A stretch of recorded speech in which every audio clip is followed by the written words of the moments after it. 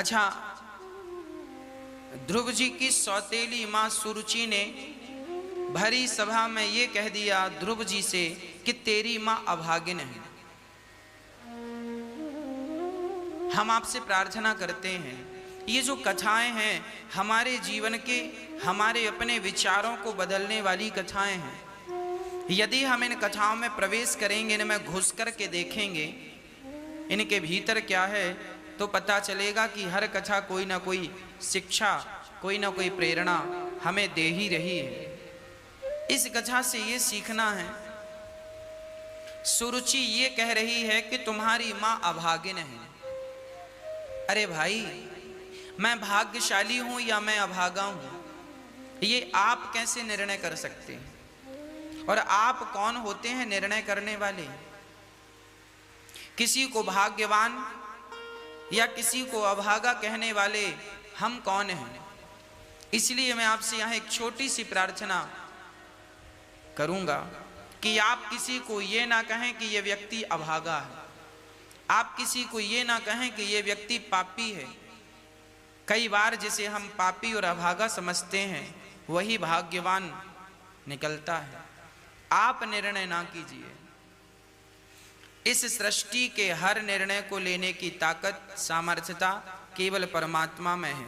मेरे कृष्ण को करने दीजिए जो कर रहे हैं। आप मत कहिए कि ये व्यक्ति बुरा है, आप ये भी मत कहो कि ये अच्छा है। ना अच्छाई में उलझना ठीक है, ना बुराई में। आप अपने राम तो अपना काम करते हुए ईमानदारी से आगे बढ़ते रहिए। अच्छे बुरे लोग सब प्रकार के मिलते हैं, मिलने दीजिए। किन किन के मुंह लगेंगे, आप निर्णय ना कीजिए। सुरुचि ने गलती कर दी, ध्रुव जी से कह दिया कि तुम्हारी मां बड़ी अभागिन है। एक छोटे से बच्चे का अपमान कर दिया। व्यक्ति के अंदर जब अहंकार चरम सीमा में पहुंचता है तो वो अपने से सामने वाले व्यक्तियों को तुच्छ समझ करके उनका अनादर, उनका अपमान करता रहता है। इसलिए हम आपसे प्रार्थना करते हैं, किसी का आपके द्वारा अपमान ना हो, अनादर ना हो। यदि हम सम्मान नहीं कर सकते किसी का तो अपमान भी ना करें। हमें किसी का अपमान करने का अधिकार नहीं है। आज हम लोग किसी का भी अपमान कर देते हैं, किसी को भी कुछ अपमान भरे शब्द कह देते हैं। हमें कभी भी अपमान नहीं करना चाहिए।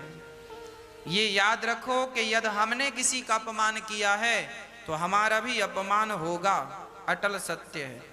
और आपने किसी का अपमान किया होगा तो आपका भी अपमान निश्चित है। इसलिए सम्मान करने से सम्मान बढ़ता है और अपमान करने से अपमान बढ़ता है। सपने में भी किसी का अपमान करने का सोचा, हम क्या करेंगे? हम आप लोगों से यही प्रार्थना करते हैं, आप क्यों उलझते हैं संसार में किसी को अच्छा बुरा कह करके? जो जैसा है ठीक है, वो अपने कर्मों का अच्छा या बुरा फल भोग रहा है, तुम क्यों माथा पच्ची कर रहे हो? क्या होगा? आज कोई व्यक्ति बहुत आगे बढ़ जाए, तरक्की कर जाए तो लोग बहुत जलने लग जाते हैं। क्या होगा आपके जलने से? क्या उसकी तरक्की आपकी जलन रोक सकती है? अरे अपने आप को भी सफल क्यों नहीं बनाते? मत जलिए, मत अपना दिल जलाइए, मत परेशान होइए। आप दूसरों को परेशान बाद में करेंगे, पहले अपने आप को परेशान आप खुद कर लेंगे।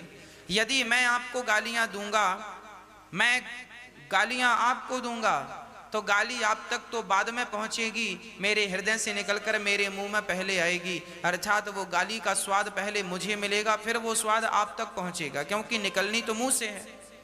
और मुंह में आप नीम रखेंगे तो स्वाद आपको मिलेगा कि नहीं, और शक्कर रखेंगे तो स्वाद मिलेगा। जैसे शक्कर और नीम का स्वाद आपको मिलता ही मिलता है, उसी प्रकार गालियों का स्वाद जब आपके मुंह से गालियां निकलती हैं किसी के लिए तो देर सवेर उनका स्वाद आपको जरूर मिलता है। इसलिए शास्त्र कहते हैं, सुनीति सुरुचि माता भरी सभा में अपमान कर रही है, अनादर कर रही है। ध्रुव जी का अपमान, वो छोटा सा बालक 5 साल का बच्चा है। जलन ध्रुव जी की मां से है, जलन ध्रुव जी से है। भरी सभा में सुरुचि अपमान किए जा रही है, अनादर किए जा रही है। ये तो ठीक नहीं है। ध्रुव जी महाराज ने कोई उत्तर नहीं दिया। बड़े यद देखिए यहां कितना बढ़िया समझदारी का सब्जेक्ट निकल कर आ रहा। एक अपमान किए जा रही है और ध्रुव जी उसके उत्तर में कोई जवाब नहीं। अर्थ क्या निकला? अर्थ यही निकला कि यदि हमें कोई अपमान दे, हमारी तरफ कीचड़ उछाले, हमारी तरफ अपमान फेंके, तो हमें उसका अपमान नहीं करना चाहिए, हमें उसके लिए जलन नहीं रखना चाहिए, हम उसके प्रति गलत व्यवहार गलत भाव ना रखें। यही हमारे संस्कार हैं। और ध्रुव जी महाराज ने कोई गलत विचार नहीं रखा उनके प्रति। रोते रोते रोते रोते अपने घर आ गए। अरे आप किस किस का बदला लेंगे, किस किस के बारे में गलत सोचेंगे। जब माता सीता अयोध्या आई, अयोध्या रहीं, तो उन पर भी लोगों ने लांछन लगाया कि ये रावण के पास रहकर आई हैं, पता नहीं पवित्र हैं या नहीं। क्या हुआ? माता सीता क्या कहने वालों का मुंह रोक सकी? क्या उनको चुप करा सकी? जब माता सीता जमाने का, समाज का मुंह नहीं बंद करा सकी, तो आप और हम क्या मुंह बंद कराएंगे? इसलिए हम किसी का मुंह बंद ना कराएं। जो व्यक्ति जो कहता है सो कहने दो। आप अपनी मौज में, अपनी मस्ती में भगवान के लिए चलते जाओ, चलते जाओ। अपने आप खुद ब खुद अपने आप लोगों के मुंह बंद होते चले जाएंगे। यदि आप ये सोचेंगे मैं इसका मुंह बंद कर दूं, इसका, आप परेशान हो जाएंगे। छोड़ दीजिए। अरे भैया लोगों के पास कोई काम नहीं है, सब बेरोजगार बैठे हैं, कोई रोजगार नहीं है। अब बेचारे फ्री बैठे हैं तो क्या करेंगे? यही करेंगे, किसी की निंदा करेंगे, किसी की चुगली करेंगे, किसी की आलोचना करेंगे। इसलिए कहता हूं आप अपने आप को बचा लीजिए इस बुराई से। बस जमाना क्या कर रहा है उसकी परवाह आप ना कीजिए। ये युग धर्म है, ये कलयुग चल रहा है। इस कलयुग में ये चीजें बढ़कर ही समाज को मिलेंगी, बढ़कर ही आएंगी। इसलिए इन चीजों से आपको ही बचना होगा। जब पानी बरसता है तो बरसते हुए पानी को आप रोक नहीं सकते, पर छतरी लगा करके आप अपना बचाव कर सकते हैं। उसी प्रकार आज समाज की इस कुरीति को, कुसंग को आप रोक नहीं सकते, पर ज्ञान का, समझदारी का छाता लगा करके आप अपना बचाव कर सकते हैं। आप अपना बचाव कर लीजिए। जब आप अपना बचाव करेंगे तो काम बन जाएगा। इसलिए ध्रुव जी महाराज रोते रोते जब अपने घर गए तो उनकी मां ने हाथ फेरते हुए कहा, बेटा क्या हुआ? बहुत रो रहा है। ध्रुव जी ने कहा, मां मेरा अपमान कर दिया। किसने? मेरी सौतेली मां ने, सुरुचि ने। सुनीति ने कहा, बेटा अपमान कर दिया सो कोई बात नहीं, तू उनके प्रति कोई गलत भाव ना सोचना, उनके प्रति कोई गलत व्यवहार ना करना। जो उनका काम था उन्होंने कर दिया, पर तुम्हारा ये संस्कार नहीं है कि तुम भी उनके प्रति गलत सोचो। ध्रुव जी ने मां से कहा, 5 साल के तो थे। मां सच बताओ, मां क्या मैं अभागा हूं? क्या मैं अभागा हूं मां? क्यों बेटा? उस मां ने कहा तू अभागा है। तब मां ने कह दिया, सत्यम सुरुच्या विहितम भवान में यद दुर्भगाया उदरे गृहीतः। बेटा सच कहा है तेरी माँ ने, तू अभागिन का बेटा, मैं अभागिन हूं। यदि भाग्यशाली होती तो तुझे तेरे पिता की गोद में ना बैठा देती। पर तेरी माँ कितनी अच्छी है, देख तू अपने पिता की गोद में बैठने गया था ना बेटा ध्रुव, अपने पिता की गोद में नहीं बैठ सका ना। अब मैं तुझे परम पिता का पता बताती हूं, उनकी गोद में बेटा बैठ जाएगा ना तो फिर किसी की गोद में बैठने की जरूरत नहीं पड़ेगी। वो भगवान की गोद में जो बैठ जाता है, उस परम पद को जो प्राप्त कर लेता है, फिर वो सबसे बड़ा हो जाता है। तेरे पिता, तेरे पिता के पिता, तेरे पिता के पिता के पिता भी उस गोद में ना बैठ पाए, तू उस गोद में बैठने की तैयारी कर। देखिए माँ का क्या मोटिवेशन है बच्चे के लिए। माँ अपने बच्चे को क्या कह रही है? माँ अपने बच्चे का हौसला गिरा नहीं रही है। माता पिता को चाहिए कि आप अपने बच्चों का हौसला कभी गिराएं नहीं, कभी ना गिराएं। बच्चों का हौसला कभी मत गिराइए। बच्चे कहते हैं हमें ये करना है, आप समझ लीजिए, आप सदा बच्चों को वही समझाएं जो सब प्रकार से बच्चों के लिए बेहतर है। बच्चा कह रहा है कि हमें ये नौकरी करनी है, तो आप अपने बच्चों को ये समझाएं, बेटा ये वाली नौकरी क्यों, ठीक है ये तो कर लेना, पर तुम इस नौकरी से भी ज्यादा योग्य हो, इससे भी बेहतर नौकरी तुम्हें करनी है। यदि तुम आज 50,000 रुपए महीने में कमाते हो, तो आप अपने बच्चों को ये जरूर कहो, बेटा जितनी ईमानदारी से तुम 50,000 कमा रहे हो, उतनी ही लगन और उतनी ही ईमानदारी से तुम 1 लाख रुपए महीने भी कमा सकते हो। अपना माइंड और तेज चलाओ, क्या कर सकते हो, अपने फील्ड में कैसे आगे बढ़ सकते हो, बढ़ो, आगे जाओ।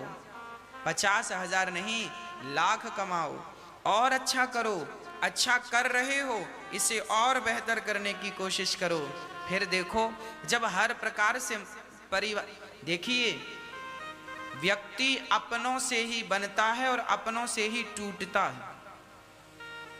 हमें पड़ोसियों की गालियों का कोई असर नहीं होता, पड़ोसियों की गालियों की कोई परवाह भी तो नहीं होती, पर जो अपने हैं, अपना परिकर है, अपने लोग हैं जिनसे अपना रिश्ता है, संबंध है, यदि वो नाराज हो जाएं, वो गालियां देने लग जाएं, वो कुछ कहने लग जाएं, तो व्यक्ति फिर उल्टा सोचने, अपने लोग ऐसा कह रहे हैं, व्यक्ति अंदर से टूटने लग जाता है, उसका हौसला डाउन होता जाता है। इसलिए मैं प्रार्थना करता हूं, पति के लिए पत्नी जानते हो कौन है?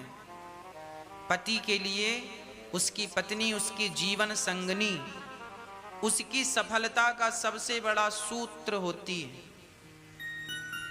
कई बार आप लोगों ने सुना होगा ये बात कि किसी पुरुष को सफल बनाने में किसी न किसी स्त्री का हाथ जरूर होता है।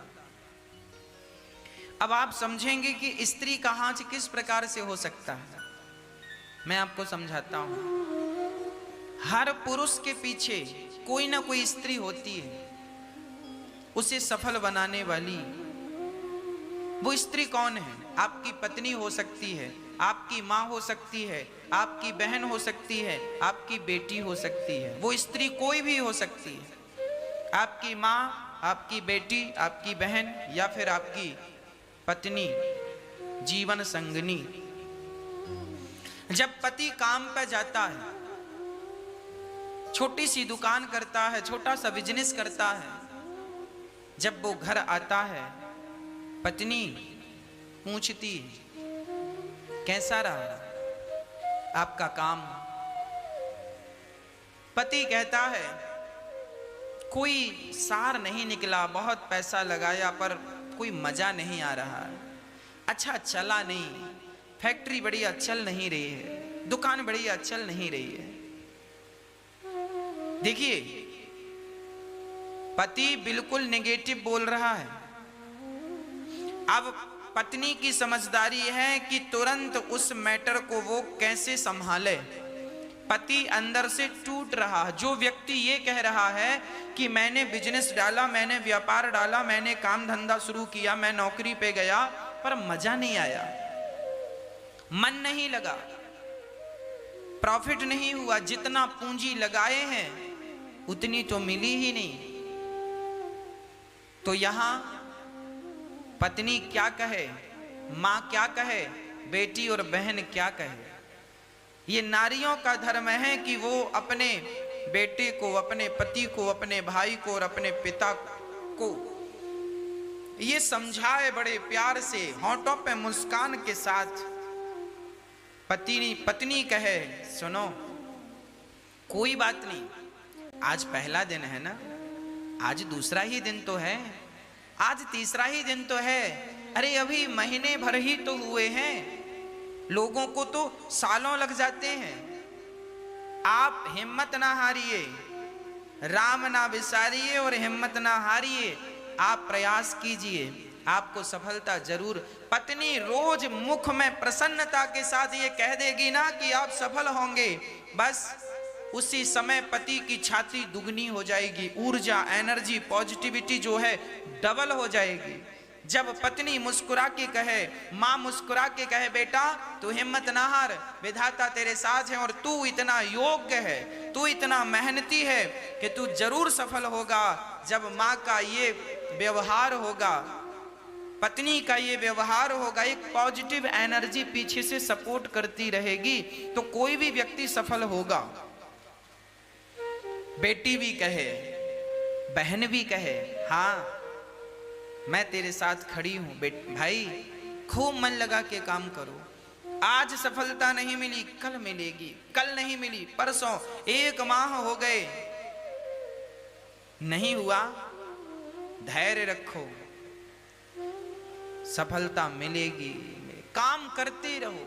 आज दुकान नहीं चली कल चलेगी, कल नहीं चली परसों चलेगी जरूर। ईश्वर पर विश्वास रखो, अपनी मेहनत पर भरोसा रखो, परमात्मा का धन्यवाद देते रहो, जो मिल रहा है उसमें संतोष रखते चलो। ईश्वर एक ना एक दिन, भाई समय तो लगता है, समय लगता है। आम का पेड़ आज लगाया है तो कल ही तो आम नहीं होगा, आम की फसल को आने में भी 5 वर्ष लग सकता है, 4 वर्ष लग सकता है। आज के आज नहीं, धैर्य। और वो धैर्य कौन देता है? धर्म पत्नी, मां, बेटी या बहन। यही है पुरुष की सफलता के पीछे स्त्री का हाथ।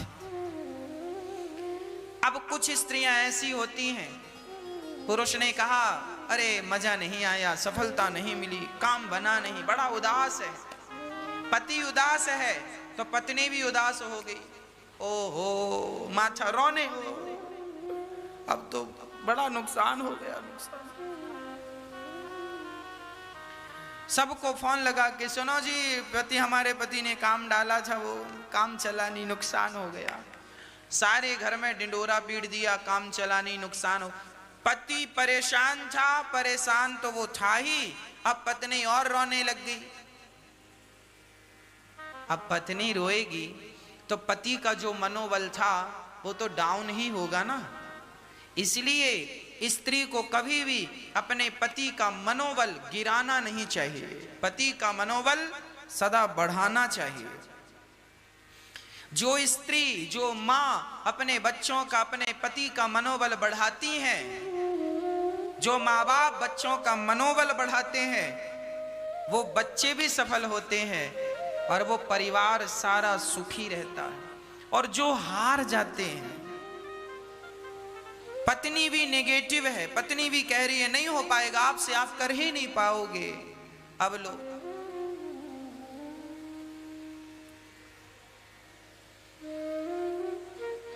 एक छोटी सी कथा है, सुनिएगा।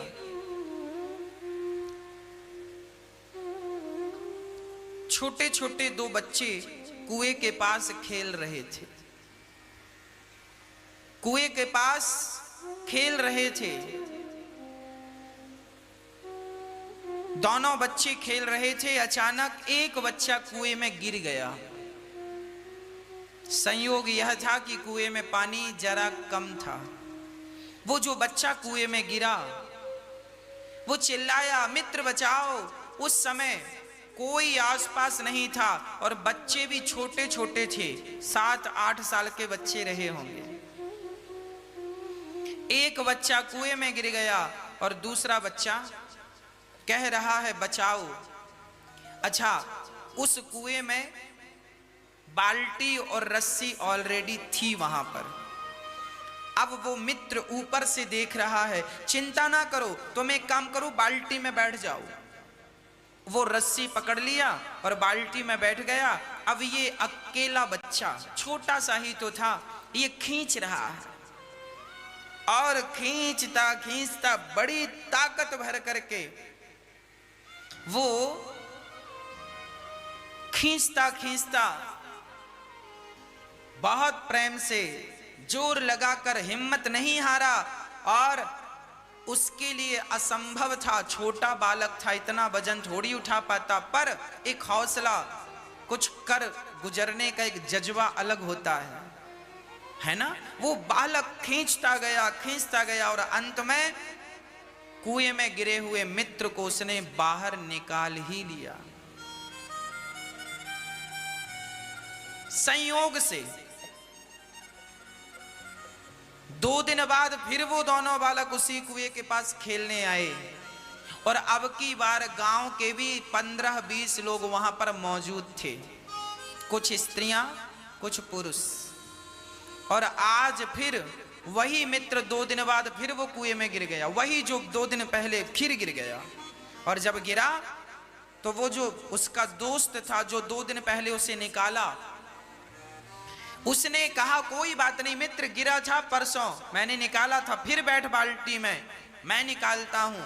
और जब वो निकालने लगा तो जो 15-20 लोग वहां खड़े थे वो आकर कहने लगे, बालक तेरे से नहीं होगा, तू छोटा है, तू नहीं निकाल सकता, तू तेरे से होगा ही नहीं, तू कैसे निकालेगा, तू बच्चा है, तू नहीं निकाल सकता।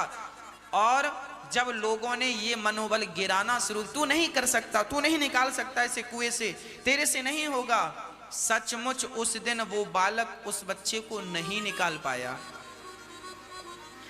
नहीं निकाल पाया। उसने कहा मैं निकालूंगा, पर सबकी तरफ से यही निकल रहा था, तू नहीं निकाल सकता, तू नहीं कर सकता।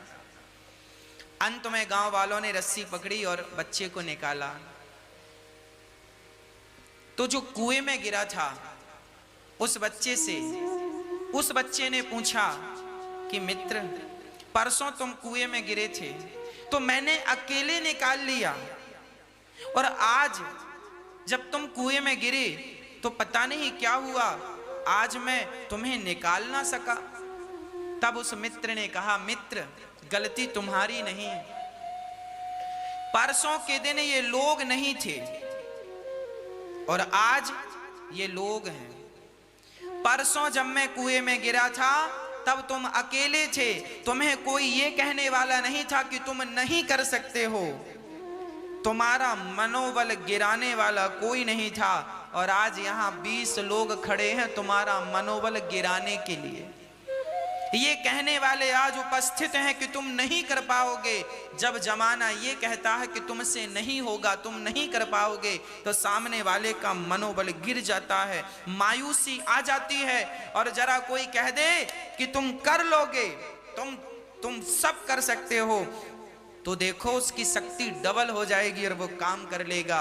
इसलिए मेरी प्रार्थना है, अपने बच्चों का मनोबल गिराइए मत, हौसला बुलंद कीजिए। बेटा तुम सब कर सकते हो, तुम सब कर सकते हो। Nothing is impossible, everything is possible.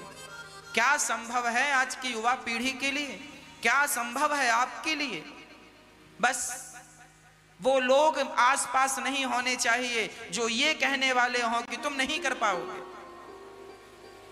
हौसला गिराने वाले लोगों से बचिएगा, इसी को कहते हैं कुसंगति।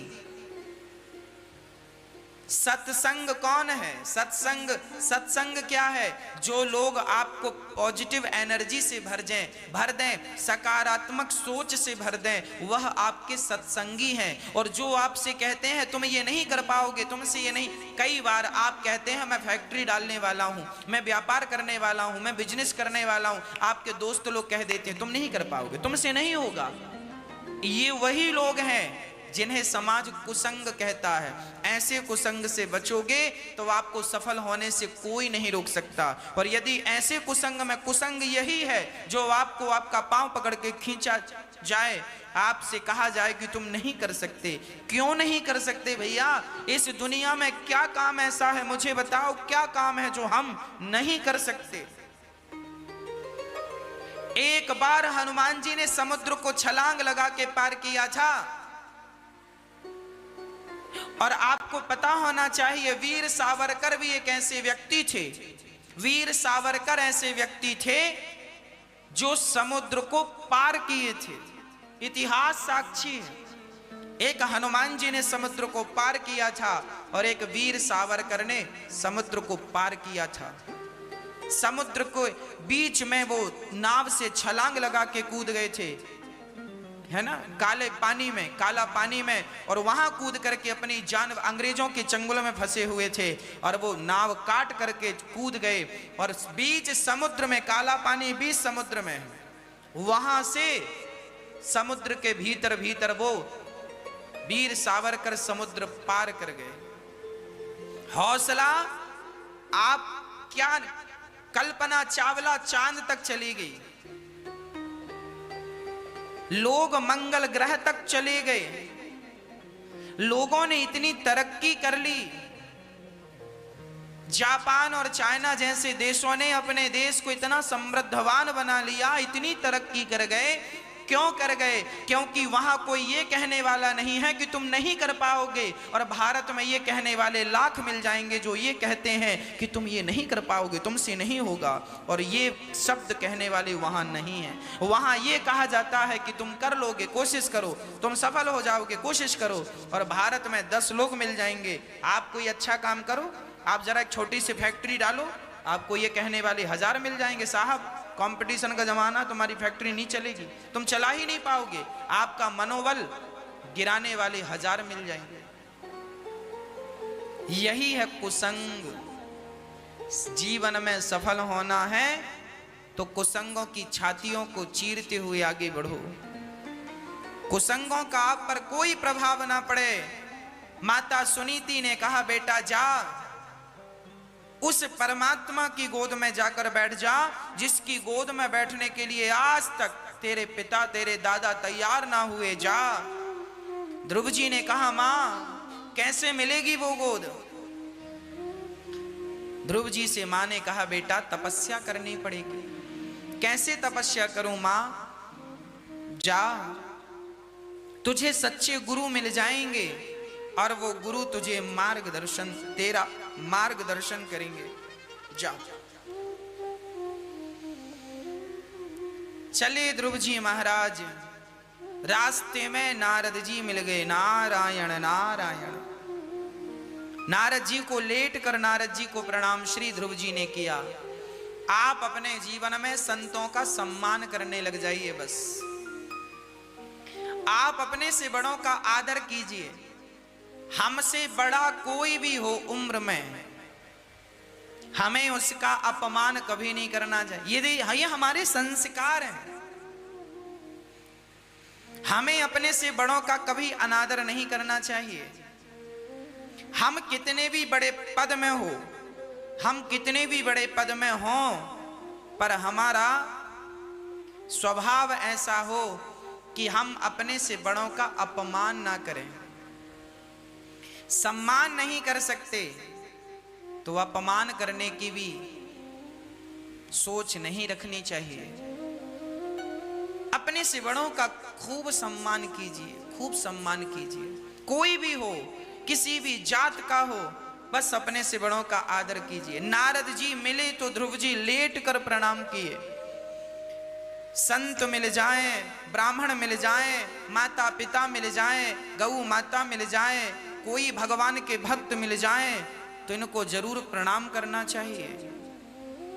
इन सभी को जरूर प्रणाम करना चाहिए, जरूर प्रणाम करना चाहिए। इनको प्रणाम करने से आयुर विद्या यशो बलम, आयु विद्या यश और बल चारों चीजें बढ़ती हैं। अभिवादन शीलस्य, अभिवादन अर्थात इनको झुकने से, इनको प्रणाम करने से आयुर्विद्या यशो बलम, 4 चीजें बढ़ती हैं। सदा झुकती रही अपने से बड़ों के चरणों में, सदा नम्रता का भाव रखिए। क्या अपमान करना है? आज हम देखते हैं कोई थोड़ा सा पद पा जाए, थोड़ी सी प्रतिष्ठा पा जाए, तो वो लोगों का अपमान करने लगते हैं, अनादर करने लग जाते हैं। अपनी पदवी की, अपने पदवी का, अपने पद का अहंकार सबको दिखाते हैं। मैं पद में हूं, मैं अफसर हूं, सबका अपमान, सबको रौंदते हुए आगे बढ़ जाते हैं। अभी आप लोगों ने टीवी पर, न्यूज चैनलों पर और व्हाट्सएप फेसबुक में एक वीडियो देखी होगी। एक डीएम साहब हैं, एक डीएम साहब शादी चल रही थी और एक डीएम साहब चले गए। ए भाई बंद करो शादी, शादी बंद करो। दुल्हे की मां ने लेटर दिखाया, डीएम साहब आपकी परमिशन हमारे पास है। डीएम साहब ने अपना ही लेटर फाड़ दिया, उनके मुंह पर फेंक दिया। दुल्हा दुल्हन बैठे हैं, उनके पास जाकर के दुल्हे को अपमानित करना, उनको गलत शब्द कहना, उनको स्टेज से नीचे उतार देना। अरे वो अपनी जिंदगी बसाने जा रहे थे, आप ही खड़े होकर के वरमाला करा देते, जयमाला करा देते। क्या ये इंसानियत का परिचय था? बड़ी पोस्ट में पहुंच जाना अलग विषय है और संस्कारवान होना अलग विषय है। बड़ी बड़ी पोस्टों में बैठ तो गए हैं लोग, पर उन्हें उनके माँ बाप ने संस्कार रत्ती भर नहीं दिए। रत्ती भर संस्कार दिए होते तो अपने पद का इस प्रकार समाज दुरुपयोग ना करती। ये जो पद है, प्रतिष्ठाएं हैं, ये सदुपयोग के लिए होती है, दुरुपयोग के लिए नहीं। पंडित जी बेचारे विवाह पढ़ने गए और डीएम साहब ने पंडित जी को एक थप्पड़ जमा दिया। उस वीडियो में मैंने देखा। क्या बिगाड़ा था पंडित जी ने आपका?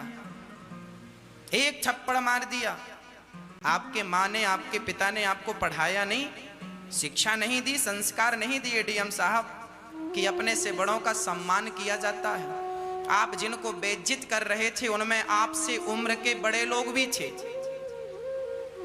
अपने पद में इतना अहंकारी हो जाता है व्यक्ति, सब कुछ भूल जाता है। इसलिए कहता हूं, पैसा बाद में कमाना, पहले संस्कार कमा लो। संस्कार बना लोगे, ये स्थितियां उत्पन्न ना होंगी। पहले के लोग भी बड़े बड़े पोस्ट में हुआ करते थे, पर अपने संस्कारों को याद रखा करते थे। मैं बड़ी पोस्ट पर हूं, इसका अर्थ ये थोड़ी के दीन दुखियों को, जरूरतमंदों को रौंदता हुआ आगे बढ़ता रहूं। अरे गलती सबसे होती है, हमसे होती है, आपसे होती है। इसका अर्थ ये तो नहीं कि आप किसी को थप्पड़ मार देंगे। थप्पड़ बस नहीं मारा, लात भी मार दिया। दूल्हे को बेइज्जत कर दिया, दुल्हन को भी बेइज्जत कर दिया। चलो यहां से। क्या अभद्रता है ये? आप पढ़े लिखे हैं, अब समाज संसार, अब मुझे बताओ, क्या यही पढ़ाई लिखाई है? क्या इसी का नाम शिक्षा है?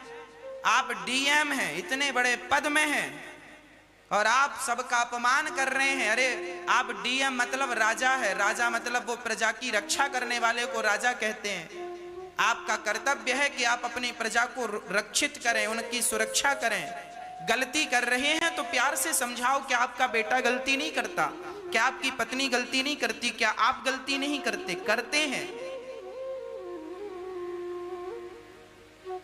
हाँ, अरे शादी का दिन खुशी का दिन होता है, दुल्हा दुल्हन की जिंदगी का दिन होता है। पूरी जिंदगी वो याद करते हैं अपने सच्चे दिन को, और आपने पल भर में, चुटकियों में उनके उस दिन को तबाह कर दिया। प्रार्थना सिर्फ इतनी सी है, ये जो डीएम साहब हैं आपको मिलें तो जरूर कहिएगा, डीएम की कुर्सी संभालने के पहले संस्कारों की कुर्सी पर बैठना सीख लीजिए। संस्कारों की कुर्सी पर बैठकर डीएम की कुर्सी पर बैठे होते तो ये दिन ना देखने पड़ते। ये आपके संस्कारों का परिचय है। आज हमारे भारत में सबके लिए ये सबक है कि देखो, बिना संस्कार के पद और प्रतिष्ठा भी दो कौड़ी की होती है। संस्कारहीन व्यक्ति, आज वो डीएम साहब अपने करतूत के कारण समाज की नजरों से गिर गए कि नहीं? क्यों गिर गए? संस्कार नहीं थे इसलिए तो गिर गए।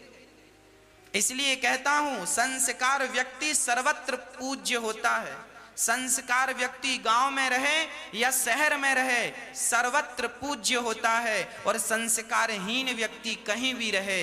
इसके लिए एक श्लोक है, माता शत्रु पिता वैरी ये न वालो न पाठिता न शोभते सभा मध्य हंस मध्य बको यथा। जैसे हंसों की शोभा में, जैसे हंसों की सभा में कौआ शोभा नहीं पाता, उसी प्रकार संस्कारवानों की सभा में ऐसे डीएम संस्कारहीन जैसे जो ये थे, इन जैसे शोभा नहीं पाते। संस्कारवान लोग कौन हैं? जो अपने से बड़ों का सम्मान करते हैं। संस्कारहीन वो हैं जो समाज का इस प्रकार अपमान करते हैं। इसलिए हम किसी का अपमान ना करें। अरे सम्मान करना सीखें। अपमान करना तो कुत्ता बिल्ली भी जानते हैं। हमें देखकर तो कुत्ते भी भौंक दिया करते हैं। हमें देखकर बंदर भी झपट्टा मार दिया करते हैं। अरे अपमान करना तो बंदर भालू पशु पक्षी भी जानते हैं। पर इंसान बनाया है विधाता ने, सम्मान किया कीजिए, सम्मान किया कीजिए। अपने पद की, अपने प्रतिष्ठा की इतनी गर्मी मत दिखाओ साहब। गर्मी तो सूर्य भगवान की भी नहीं रहती। सुबह आते हैं, दोपहर को गर्म होते हैं, शाम ढलते ढलते सूर्य की गर्मी भी समाप्त हो जाती है। गर्मी तो सूर्य भगवान की नहीं टिकी तो तुम्हारी और हमारी गर्मी क्या टिकेगी? गर्मी तो रावण की नहीं टिकी, अहंकार तो रावण का नहीं टिका, तुम्हारा और हमारा अहंकार भला कैसे टिकने को रहा? इसलिए कहता हूं, मां अपने बच्चों को डीएम बनाइएगा। आप अपने बच्चों को बड़े बड़े पद और प्रतिष्ठा में भेजिएगा, प्रतिष्ठित व्यक्ति बनाइएगा। ऊंचे ऊंचे पदों पे हमारे बच्चे जाएं, पर संस्कारवान होकर जाएं। संस्कार बहुत जरूरी है। ध्रुव जी महाराज के संस्कार ऐसे थे, नारद जी मिले, लेट कर प्रणाम करते हैं, लेट कर प्रणाम करते हैं। जब लेट कर प्रणाम किया तो नारद जी प्रसन्न हो गए। वाह, आप उत्तम हैं, उत्तम हैं आप। बोलो बेटा कहां जा रहे हो? कह दिया भगवान को प्राप्त करने जा रहा हूं। बताओ भगवान कहां मिलेंगे? नारद जी ने कहा बेटा भगवान कहां नहीं है। तो ध्रुव जी ने कहा भगवान सब जगह हैं तो मुझे दिखते क्यों नहीं? बताओ भगवान क्यों नहीं दिखते? ये प्रश्न कई बार हमें परेशान करता है। ईश्वर हैं तो दिखते क्यों नहीं? एक छोटी सी कथा मुझे स्मरण आ गई। एक महात्मा, एक साधु रोज सीताराम सीताराम सड़क के किनारे एक पेड़ की छांव पर बैठकर बड़े प्रेम से राम राम राम राम जपते थे। एक दिन वहां से एक मुस्लिम राजा निकला। उस मुस्लिम राजा ने देखा कि कोई साधु राम राम जप रहा है। मुस्लिम राजा ने रथ से उतरकर साधु से कहा, ए साधु ये क्या जप रहा है? साधु ने कहा मैं अपने भगवान का नाम जप रहा हूं। मुस्लिम राजा ने कहा बड़ा भगवान का नाम जपता है, कल मैं आऊंगा और कल तुम मुझे अपने राम का दर्शन कराना। यदि तुमने दिखा दिया तो मैं मानूंगा कि तुम ठीक हो, वरना तुम्हें मृत्यु दंड दूंगा। वो साधु बड़ी सहजता और बड़ी सरलता, बड़ी प्रसन्नता से बोला कोई बात नहीं, आप कल आए, मैं आपको राम जी से कल मिलाऊंगा। दूसरा दिन हुआ, राजा आए, साधु से कहा चलो दिखाओ तुम्हारे राम कहाँ हैं। साधु ने कहा बस यहाँ से कुछ दूरी पर हमारे राम जी रहते हैं, चलो। राजा साधु के पीछे पीछे चला। वो साधु जंगल में गया और वहां एक छोटा सा किला जैसा था, वहां उनके गुरुजी रहा करते थे, साधु जी के गुरुजी। साधु को देखकर साधु के गुरुजी ने कहा बेटा किसे लाए हो? साधु जी ने कहा गुरुजी ये राजा हैं, ये कह रहे हैं राम का दर्शन करना है, इन्हें राम का दर्शन करा दीजिए। साधु ने कहा ठीक है आओ हम आपको दर्शन कराते हैं। एक बहुत बड़ी दीवार थी और उस दीवार में केवल इतना सा 4 इंच का छेद था, 4 इंच का एक छोटा सा छेद था। वो दोनों साधु गुरु और चेला, दोनों साधु अपनी तपस्या से, अपने योग बल से, अपने भक्ति के प्रभाव से, जैसे हनुमान जी लंका गए तो छोटा सा रूप बनाकर गए कि नहीं, जो भगवान के भक्त होते हैं वो भक्ति की शक्ति के बल पर अपने आप को छोटा या बड़ा कर लेते हैं। तो वो दोनों साधु अपने भक्ति के बल से अपने आप को छोटा सा करके, वो 4 इंच का छेद था, उस छेद से दोनों साधु उस पार हो गए। और उस पार से साधुओं ने कहा राजा साहब आप इस तरफ आ जाओ, आप भी हमारी तरह इस छेद से इस तरफ आओ, यहाँ राम जी खड़े हैं, हम आपको राम का दर्शन करा देंगे। अब वो राजा, अब वो कैसे हो, इतना सा 4 इंच के छेद से राजा कैसे जाए? अब राजा घबराए, पसीने छूट गए, हाथ जोड़कर कहा महाराज हमें क्षमा कर दीजिए, हमारा अहंकार बढ़ गया था इसलिए हमने आपका अपमान कर दिया। तब संत वहां फिर वापस आए और संतों ने कहा देखो बेटा भगवान को देख लेना कठिन नहीं है, भगवान से मिल लेना कठिन नहीं है, पर भगवान से मिलने की स्थिति तक पहुंचना कठिन है। भगवान से मिलने की स्थिति तक पहुंचना कठिन है। उनके लिए हमें अपने शरीर को तपाना पड़ता है। जैसे सोना यदि गंदा हो जाए तो उसे चमकीला बनाने के लिए सोनार उसे आग में डालकर, भट्टी में डालकर तपाता है, और जब तपता है तो वो चमक मारता है। उसी प्रकार जब कोई सामान्य व्यक्ति भक्ति की आग में तपता है तो जैसे सोना भट्टी पे जाए तो उसका सारा मल, उसकी सारी गंदगी साफ हो जाती है। उसी तरह जब कोई जीवात्मा, कोई सामान्य व्यक्ति भक्ति की आग में तपता है तो उसके जीवन के सारे दोष समाप्त हो जाते हैं और वो भगवान से मिलने का अधिकारी हो जाता है। अभी तुम अधिकारी तो बनो, अभी हम लोग अधिकारी ही नहीं हैं। कैसे अधिकारी हो जाएंगे?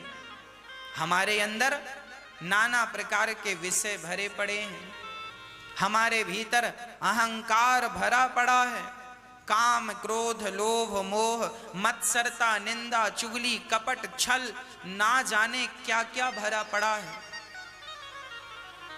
हाँ, इसलिए मेरी एक छोटी सी प्रार्थना है कि भगवान का दर्शन कठिन नहीं है, भगवान से मिलना कठिन नहीं है, भगवान से मिलने के योग बनना कठिन है।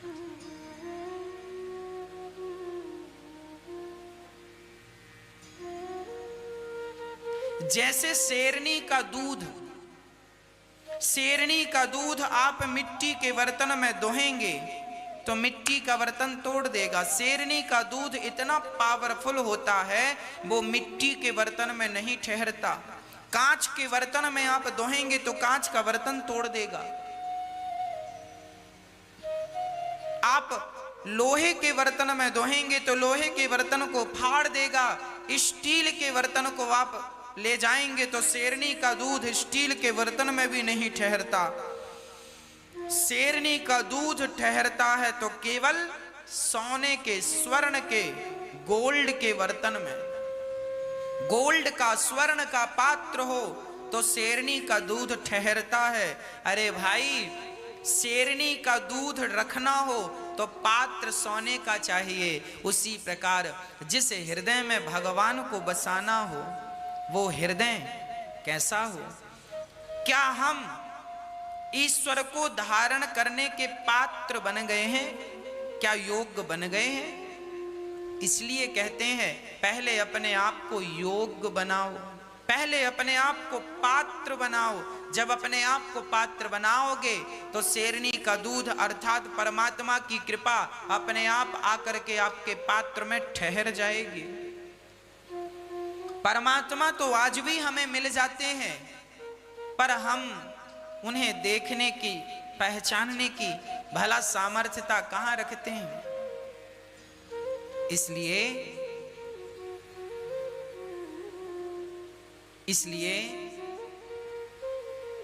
हम सभी को एक सामान्य सी बात समझ में आ जाए कि ईश्वर को प्राप्त करने के लिए केवल योग्य बनना है। योग्यता क्या चाहिए? क्या सर्टिफिकेट चाहिए? तो भगवान स्वयं कह रहे हैं, निर्मल मन जन सो मोहि पावा, मोहि कपट छल छेद्र ना भावा। निर्मल मन जन सो मोहि पावा। क्या चाहिए? निर्मल मन। वाह! भगवान को प्राप्त करने के लिए मन कैसा हो? बिल्कुल निर्मल, कोई कपट ना हो, कोई छल ना हो। ऐसा मन आपके पास है तो आओ, भगवान का दर्शन आपको कराते हैं। एक राजा थे, उस राजा का नियम था, जंगल में एक भगवान श्री कृष्ण का मंदिर था, राधा कृष्ण का उपासक था। राजा बड़ी श्रद्धा से भगवान की पूजा करता, उनके चरणों से लेकर उनके मस्तक तक का प्रेम से दर्शन करता और भगवान का अहरनिश चिंतन करता। राजा कभी झूठ नहीं बोलता था, कभी कपट नहीं रखता था, बिल्कुल साफ सुथरा अंदर बाहर से। एक दिन भगवान उसकी भक्ति देखकर प्रसन्न हो गए। श्याम सुंदर आकर खड़े हो गए, श्री राधा रानी आकर खड़ी हो गई। राजा चरणों में गिर गया, प्रभु मेरा जीवन सफल हो गया। जिनके लिए आंखें तरस रही थी आज उनका दर्शन हो गया, आज मेरा जीवन सार्थक हो गया। भगवान ने प्रसन्न होकर राजा से कहा, बेटा मैं तुम्हारी सेवा, तुम्हारी तपस्या से अत्यंत प्रसन्न हूं, बोलो तुम्हें क्या चाहिए? राजा ने कहा, प्रभु मुझे कुछ नहीं, इतना ही वरदान दो कि जैसे आपने मुझे दर्शन देकर मुझे कृतार्थ कर दिया। मैं राजा हूं ना, तो राजा का धर्म है कि प्रजा को भगवान से मिलाना, भक्ति का रास्ता बताना। तो मैं चाह रहा हूं मेरी समस्त प्रजा को आप अपना दर्शन देकर कृतार्थ कर दीजिए। भगवान बोले, राजन तुम कहते हो तो ठीक है, कल मैं इतने बजे आऊंगा, आप आ जाना अपनी सारी प्रजा को लेकर, मैं कल ठीक इतने बजे आपको दर्शन दूंगा। राजा गया, डिंडोरा पिटवाया, सारे नगर में सुनो भगवान आएंगे, भगवान आएंगे, भगवान से मिलिएगा, चलो चलो। अब सारे नगर में हल्ला हो गया कि भगवान का दर्शन करने चलना है। सारे नगरवासी ढोल मजीरा ले ले करके और कीर्तन करते हुए श्री कृष्ण गोविंद हरे मुरारी हे नाथ नारायण वासुदेव खूब प्रेम से चले। चलते चलते जैसे ही जंगल में पहुंचे कि गांव वालों ने देखा जंगल में पैसों का ढेर लगा था। गांव वालों ने पहली बार इतना पैसा देखा। राजा की सारी प्रजा उस पैसों के ढेर में चढ़कर लोग पैसे समेटने लगे। राजा ने कहा आगे भगवान है, समय हो रहा है, जल्दी से चलो। तो आवाज आई आज हमें पैसे समेट लेने दो। राजा ने समझाया तो कुछ समझदार लोग नीचे उतर आए। ना, पैसा काम का नहीं है, भगवान से बढ़कर थोड़ी पैसा है, चलो। पैसा छोड़कर भगवान से मिलने चले। 100-200 कदम रखे ही थे कि आगे चांदी का ढेर। अब जिनसे पैसा छूटा वो भला चांदी कैसे छोड़ें, वो चांदी के ढेर में उलझ गए। राजा ने फिर समझाया आगे भगवान है। वो लोग चांदी के ढेर से कुछ समझदार उतर गए। ना, हम चांदी से नहीं भगवान से मिलने आए हैं, और भगवान से बढ़कर थोड़ी चांदी है, चलो। 300-400 कदम आगे रखे थे कि आगे सोने का ढेर। आहा, सोने का ढेर, सोने का ढेर। अब जो चांदी से भी उतरे वो सोने के ढेर पे नाचने लगे। राजा साहब, इतनी दौलत मैंने कभी नहीं देखी। राजा ने कहा बस भगवान का मंदिर दिख रहा है, भगवान ने समय दिया था इतने बजे मिलेंगे, चलो भगवान से मिलना है। उन लोगों ने कहा भगवान से कहना कल मिले। अपने लालच, अपने लोभ के कारण लोग भगवान को कल पर टाल देते हैं। कल पर टाल दिया।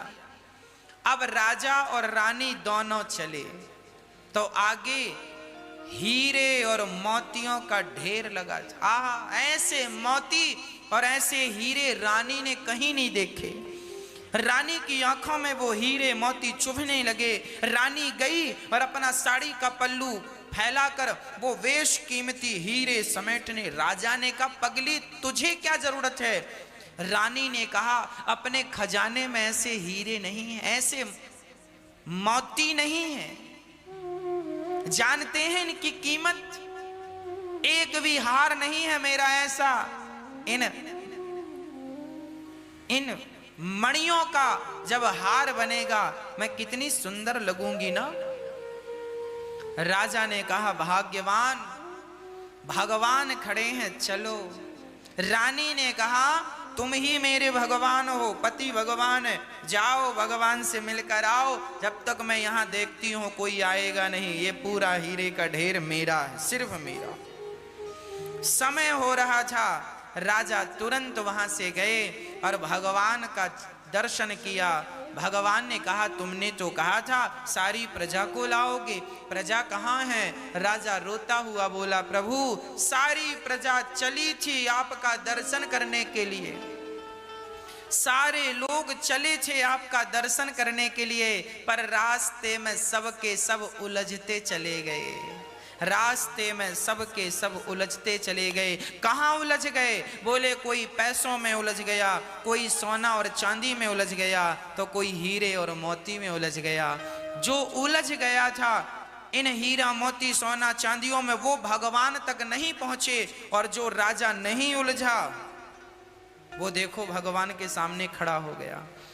सिंपल है, हम और आप ही वो लोग हैं जिनसे मिलने को भगवान बिल्कुल तैयार है, पर आप हीरा मोती सोना चांदी का मोह और लोभ और इनकी ममता छोड़ें तो भगवान मिलें। अब भगवान मिलने को तैयार हैं, पर सोना चांदी हीरा मोती का मोह छूटता कहाँ है। ये छूटे तो भगवान आज मिल जाए, ये नहीं छूटता, इसलिए भगवान को पाने में विलंब हो रहा है। ना जाने कितने जन्म लग गए, अभी तक ना भगवान मिले और ना ही मन बना। क्यों? क्योंकि मन संसार के खूंटे से बंधा हुआ।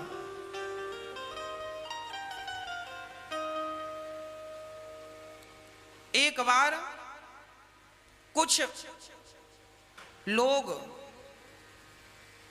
भांग का नशा करके नाव पर बैठे, और शाम के समय नदी पर नाव थी, नाव पर बैठे और बड़े प्रेम से भांग के नशे में सारे भंगेड़ियों ने पूरी रात नाव चलाई, पूरी रात नाव चली। भंगेड़ियों ने कहा आज हम, वो मथुरा के भंगेड़ी थे, मथुरा में यमुना जी पर नाव थी, नाव में बैठे बोले आज हम यमुना के रास्ते ही प्रयागराज जाएंगे। प्रयागराज जाने के लिए भंगेड़ियों ने भांग पीकर पूरी रात सारे भंगेड़ियों ने नाव चलाई, पूरी रात नाव चली। सवेरे कुछ नशा कम हुआ। एक भंगेड़ी ने कहा भाई क्या ये प्रयागराज आ गए हम? तो वहां कुछ महिलाएं नहा रही थी। उन्होंने कहा है पागल पागल और दिमाग खराब हो गया क्या? ये प्रयागराज नहीं, ये मथुरा है। दूसरे ने कहा अरे मथुरा से तो हम चले थे और रात भर नाव चली, बड़ा मजा आ रहा था, नाव भी हिल रही थी, डुल रही थी। कुछ लोगों ने कहा नाव तो रात भर चली पर रस्सी पर बंधी थी नाव, तुमने खोला नहीं और बंधी नाव को चलाते रहे। नाव चली रात भर पर पहुंची कहीं नहीं, क्योंकि नाव खूंटे से बंधी थी। उसी प्रकार आप और हम सबकी यही दुर्दशा है। हम सभी का मन भी सोना चांदी हीरा मोती के खूंटे से बंधा हुआ है। पति पत्नी पुत्र परिवार के खूंटे से हमारा मन बंधा हुआ है। मन बंधा है संसार में और हम चल रहे हैं भगवान की तरफ। तो भगवान की तरफ चल तो रहे हैं पर मन तो संसार में है। तो बताओ भगवान मिलेंगे कैसे? नाव चली प्रयागराज की तरफ पर बंधी थी खूंटे से, पहुंचेगी कैसे? आज जो लोग भगवान को पाने के लिए चलते हैं उनका चलना गलत नहीं है। विडंबना यह है वो चलते जरूर हैं पर वो अपना मन संसार में बांधे रखते हैं, संसार के लोगों से अटैचमेंट रखते हैं, जुड़े रहते हैं। इसीलिए भगवान की प्राप्ति में कई जन्म लग जाते हैं। आपको पता है मेरा और आपका हजारों बार जन्म हो चुका। आद्य शंकराचार्य भगवान लिखते हैं पुनरपि जननम पुनरपि मरणम पुनरपि जननी जठरे शयनम भज गोविंदम गोविंदम भज मूढ़ मते। ऐ मूढ़ मते, तू कब भगवान का भजन करेगा? और जब तक भगवान का भजन नहीं करेगा, जब तक तेरा मन संसार के खूंटे से नहीं खुलेगा, तब तक तू लाख हाथ पांव चला ले, तुझे भगवत प्राप्ति नहीं हो सकती। इसलिए कहता हूं संसार से जोड़ना है तो तन को जोड़ दो, मन को भगवान से ही जोड़कर रखो। संसार के लोगों को वैसे भी तन की जरूरत पड़ती है, मन की कोई जरूरत नहीं है, पर आप लोग मन ही जोड़ देते हैं संसार से। मन अहर्निश भगवान का चिंतन करता रहे। आप अपनी वाणी का अभ्यास बनाइए। आप ना चाहें तो भी आपके मुख से नारायण आप चलो, आप काम धाम सब करो, सारा काम करो, अपना बिजनेस व्यापार काम धाम घर गृहस्थी सब कुछ करो, पर एक आदत बनाओ कि आपकी जिह्वा से, आपकी होंठों से, आपके मुख से सदा भगवान का नाम निकलेगा। इतनी आदत बन जाए तो भी भगवान की कृपा होनी शुरू हो जाएगी। केवल नाम नारायण श्रीमन नारायण श्रीमन नारायण श्रीमन नारायण श्रीमन नारायण श्रीमन नारायण। राधे कृष्ण काम करते रहो और बस राधे कृष्ण राधे कृष्ण राधे कृष्ण राधे कृष्ण राधे कृष्ण काम करते रहो और बस मन में सीताराम सीताराम सीताराम सीताराम सीताराम। भगवान के ध्यान में आप काम करते हुए भी ध्यान मग्न रहो। जब ये स्थिति आ जाएगी तो हम गृहस्थियों को इसी जन्म में भगवान मिलेंगे, नहीं तो मेरे माँ भैया जी आप अपना बहुत बड़ा नुकसान कर लेंगे, बहुत बड़ा नुकसान कर लेंगे आप अपना। ये मानव का तन एक बार हाथ से चला गया फिर आने का नहीं, फिर आने वाला नहीं। इस शरीर से भगवान को पाया जा सकता है। बताओ कुत्ता बिल्ली के शरीर से तो भगवान को नहीं पाया जा सकता ना। एक शेरनी शिकार खेलने गई, शिकार करने गई तो एक गीदड़ का बच्चा तड़प रहा था, उसकी माँ मर गई थी, ये भी भूखा प्यासा मर रहा था। शेरनी को दया आई और शेरनी ने उस गीदड़ के बच्चे को अपने मुंह से पकड़ करके अपनी कुटिया पे ले आई और अपना दूध पिलाकर शेरनी ने उस बच्चे की परवरिश की। पता नहीं शेरनी को क्यों दया आई और वो गीदड़ के बच्चे का पालन करने लगी। उसका शेरनी का भी अपना एक शावक था, अपना बच्चा था, और एक बच्चा गीदड़ का ले आई, 2 बच्चे हो गए। दोनों को पाल पोस कर बड़ा किया। एक दिन हाथियों के झुंड ने शेरनी के एरिया में, इलाका में आक्रमण कर दिया। तब शेरनी ने अपने बेटे, उस समय शेर बड़ा हो गया था, शेरनी का बच्चा शावक बड़ा हो गया, शेर बन गया, गीदड़ भी बड़ा हो गया। शेरनी ने अपने बेटे से कहा, जाओ, हाथी आया है, उजाड़ देगा हमारा घर, जाओ भगाओ इसे। शेर जाने लगा तो गीदड़ बोला, माँ मुझे आज्ञा दो, मैं जाऊंगा, आज हाथी को लड़कर भगाऊंगा। माँ ने रोका, बेटा तेरे बस का हाथी नहीं है, तू मत जा।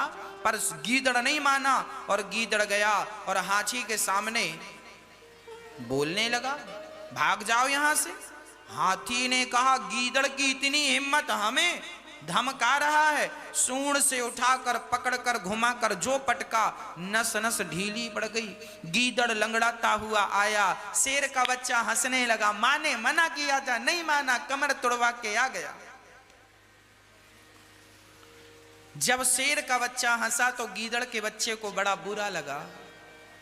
गीदड़ का बच्चा बोला, माँ, अपनी शेरनी से कहता है, माँ ये देखो हम पर हंस रहा है। तो माँ ने कहा, क्यों हंस रहा है? तो गीदड़ का बच्चा बोला, माँ क्या मैं हाथी का शिकार नहीं कर सकता था? मैं गया था लड़ने, पर हाथी ने उठाकर पटक दिया। तब शेरनी ने पुचकारते हुए कहा, बेटा तूने दूध तो शेरनी का पिया है, मेरा पिया है, पर तू है गीदड़ का बच्चा। और आज तक के इतिहास में कभी गीदड़ों ने हाथी का शिकार नहीं किया। हाथी का शिकार जब किया है किसी ने, तो केवल शेर के बच्चे ने हाथी का शिकार किया है। जैसे शेर का बच्चा ही हाथी का शिकार कर सकता है, उसी प्रकार मनुष्य ही केवल भगवान का शिकार कर सकता है, अर्थात मनुष्य ही भगवान को प्राप्त कर सकता है। अन्यथा 84 लाख योनियों में कोई भी योनि ऐसी नहीं है जो भगवान की भक्ति करके भगवान को प्राप्त कर सके। साधन धाम मोक्ष कर द्वारा, फिरत सदा माया कर प्रेरा, काल कर्म स्वभाव गुण घेरा, कवहु की नर करुणा नर देही, देत ईस विनु हेतु सनेही। अरे परमात्मा की कृपा से ये मनुष्य का तन मिला है और इस शरीर से भगवान को ना पाया गया तो हम जैसा अभागा भला कौन होगा इस धरती पर। मनुष्य का तन पाकर भी आपने अपना कल्याण नहीं किया, आत्म कल्याण नहीं किया, तो हम जितना अभागा भला कौन होगा। इसलिए आपसे प्रार्थना है कि भगवान को प्राप्त कर लीजिएगा। भगवान को पाने के लिए जो कदम आप बढ़ाएंगे, बस उस मुस्लिम राजा ने साधु से कहा, मुझे क्षमा कर दो, मैंने आपसे पूछा कि आपके भगवान कहाँ हैं, तो आप छोटा सा रूप बना के 4 इंच के छेद से चले गए, पर मैं ना जा सका। अर्थ यही निकला कि जो बड़े बड़े साधु संत तपस्या के प्रभाव से कर सकते हैं वो हम नहीं कर सकते। अभी हमारे अंदर इतनी शक्ति नहीं है कि हम उस कण कण में बसे हुए परमात्मा को देख सकें। जिस दिन भक्ति करके वो शक्ति ले आओगे तो ये प्रश्न मिट जाएगा कि ईश्वर कहाँ है। फिर तो तुम्हारी आंखों में ही इतनी शक्ति आ जाएगी कि तुम इन आंखों से कण कण में छिपे हुए परमात्मा को देख लोगे। जैसे हमारे हाथ में बैक्टीरिया होते हैं पर दिखाई नहीं पड़ते, एक माइक्रोस्कोप नाम की एक मशीन होती है, यंत्र होता है जिसे सूक्ष्मदर्शी यंत्र भी कहते हैं। उस यंत्र के माध्यम से आपके शरीर के बैक्टीरिया और वायरस दिखाई पड़ते हैं। अरे भाई, बैक्टीरिया को देखने के लिए यंत्र का सहारा लेना पड़ता है, तो राम को देखने के लिए राम मंत्र का सहारा लेना पड़ेगा, कृष्ण को देखने के लिए कृष्ण मंत्र का सहारा लेना पड़ेगा, और नारायण को देखने के लिए नारायण मंत्र का। ये मंत्र ही ऐसे हैं जो आपको आपके इष्ट का दर्शन कराते हैं। इसलिए नारद जी ने मंत्र दिया, ओम नमो भगवते वासुदेवाय। इस मंत्र का नारद जी के कहने पर ध्रुव जी ने जाप किया और उन्हें भगवान का दर्शन हुआ। जब जाप करोगे तो भगवान मिलेंगे ना भाई। हम कहें कि भाई भूख लगी है, भूख लगी है, भूख, तो आप क्या कहेंगे? भूख लगी है सो भोजन कर लो। अब हम कहें ना हम भोजन नहीं करेंगे और हमारा पेट भरो, तो कैसे संभव है? फिर वो नसों में बोतल चढ़ानी पड़ेगी भाई, सुई लगा के। यही उपाय है दूसरा, बाईपास। और सिंपल उपाय है, भूख लगी है सो भोजन कर लो, पेट भर जाएगा। अब कोई कहे ना मैं भोजन नहीं करूंगा और रोए कि भूख लगी है, भूख लगी है, भूख लगी। अरे पगले, तो खाता क्यों नहीं है? उसी तरह कोई ये कहे कि भगवान दिखता नहीं है, दिखता नहीं है। लोग कहते हैं ना भगवान दिखता नहीं है। अरे भाई, भगवान दिखता नहीं है, देखना है सो भक्ति कर। भूख लगी है सो भोजन कर, भूख लगी है सो भोजन कर, और भगवान को देखना है सो भक्ति कर। भोजन करने से पेट भर जाएगा, भक्ति करने से भगवान मिल जाएगा। बात खत्म, सिंपल है। अब कोई भक्ति ना करे, कहे भगवान दिखाओ, भगवान दिखाओ, तो तुम चूल्हे में जाओ। हाँ। कैसे मिलेंगे फिर तुम्हें भगवान?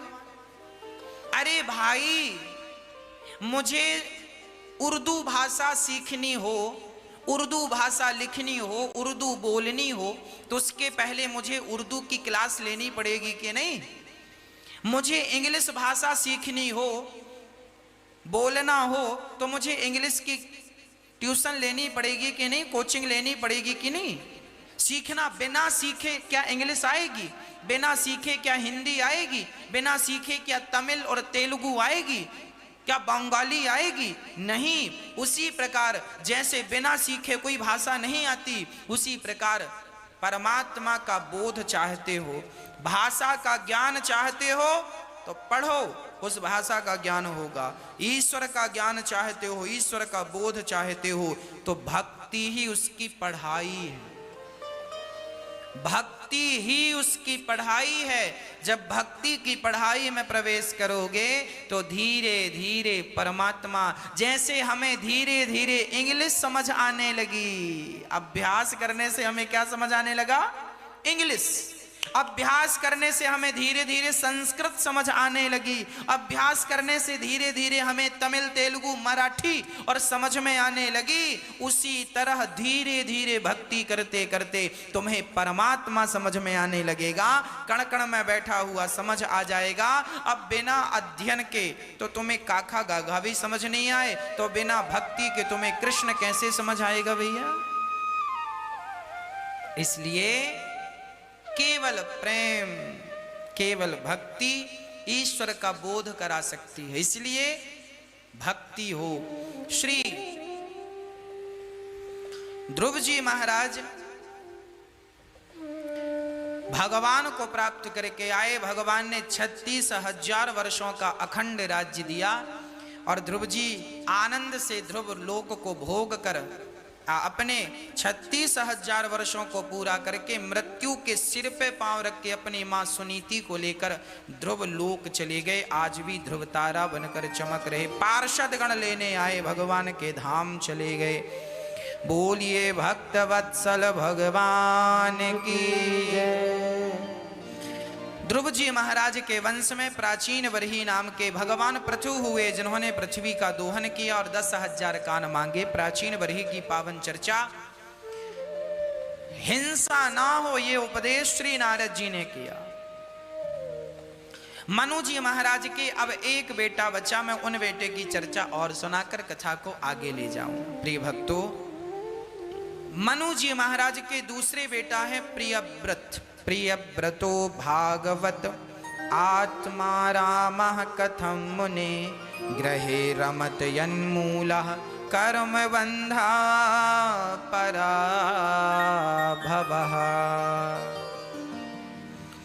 प्रियव्रत जी नाम के सुंदर से मनु जी के पुत्र हैं, जिनका विवाह विश्वकर्मा की पुत्री बरहिष्मती से हुआ। इनके सबसे बड़े, इनके वंश में हुए हैं ऋषभ देव जी। सबसे बड़े का नाम था ऋषभ देव जी के पुत्रों में भरत जी। भरत जी जिन्होंने सबका त्याग करके और गंडकी के तट पर गए। पर भरत जी महाराज सबका त्याग करके आ तो गए हैं, पर त्याग करने के बाद भी पता नहीं मन कब कहाँ लग जाए, एक मृग में लगा। सो भरत जी मृग के चक्कर में पड़ गए और मृग का चिंतन करते करते प्राण निकले। तो भरत जैसे संत को भी मृग बन करके आना पड़ा। पर चूंकि भगवान से रिश्ता था तो अगले जन्म में फिर मनुष्य का देह मिला और राजा श्री भरत जी ने राजा रहुगण को उपदेश किया। जब भगवान से, देखो आपका जब संबंध भगवान से होगा तो फिर आपकी अधोगति नहीं होगी। जब भगवान से संबंध होगा तो फिर आपकी अधोगति। आपने इस जन्म में भक्ति की है और आपसे कुछ पाप भी हो गए हैं तो पाप का दंड तो मिलेगा, पर जो आपने भक्ति की है वो भक्ति का पुण्य नष्ट नहीं होगा, उसका भी फल आपको बराबर मिलेगा। भारत जी की दुर्गति हुई क्या कि उन्हें मृग बनना पड़ा, पर चूंकि उन्होंने भक्ति की सो एक अवसर मिला, मनुष्य का देह मिला। इसलिए कहता हूं भगवान से जुड़े रहने के बहुत लाभ हैं।